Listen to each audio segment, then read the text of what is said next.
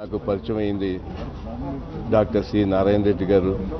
ఆయన ఒకే మాట అంటూ ఉండేవారు, నువ్వేం కంగారు పడక, ఈ సినిమా చాలా అత్యంత అద్భుతమైన సినిమాగా వస్తుంది. నువ్వు డబ్బు ఇచ్చినా ఇవ్వకపోయినా కూడా నేను ఒక పాట రాస్తున్నాను, నీకు రాసి పెడతానని చెప్తూ నాకు ఒక పాట కూడా రాసినటువంటి మహానుభావుడు.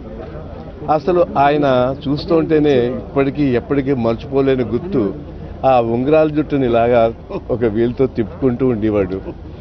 ఆ సిల్క్ జుబ్బా వేసుకుని ఆయన మాట్లాడుతుంటే, ఆయన నవ్వుతుంటే ఒక రాజసం ఉట్టిపడేది. అంత గొప్ప మహానుభావుడిని నేను ఇంతవరకు చూడలేదు. ఎందుకంటే ఒక పోయెట్, ఒక కవి అన్న ఆయనకి అన్ని లక్షణాలు, ఆ లక్షణాలు ఆ విరుపుల్లోనూ, ఆయన మాట్లాడే తీరులోనూ, ఆయన చెప్పే పదాల యొక్క ఆ గొప్పతనం ఒక్కటంటే ఒకటిగా అన్ని రకాలుగా మనకు తెలుసు. ఆనాటి మహానుభావులు ఎంతోమంది ఇవాళ లేరు. ఆ తరానికి చెందినటువంటి ఆఖరి గొప్ప మహాకవి ఎవరైనా ఉన్నారంటే మన డాక్టర్ సి నారాయణ రెడ్డి గారు.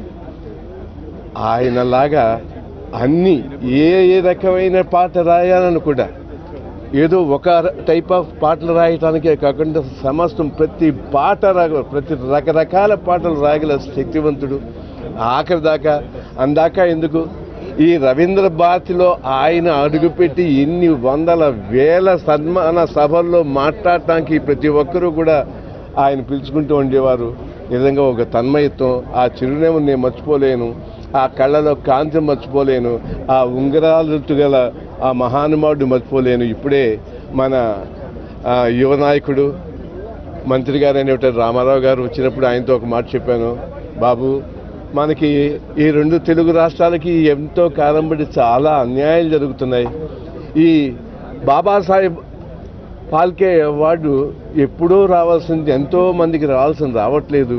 దీంట్లో శ్రద్ధ వహించి మన జాతిలో ఉన్న జాతి రతనాలని మనం గౌరవించుకోవాల్సిన అవసరం మీలాంటి యంగ్ జనరేషన్ లీడర్స్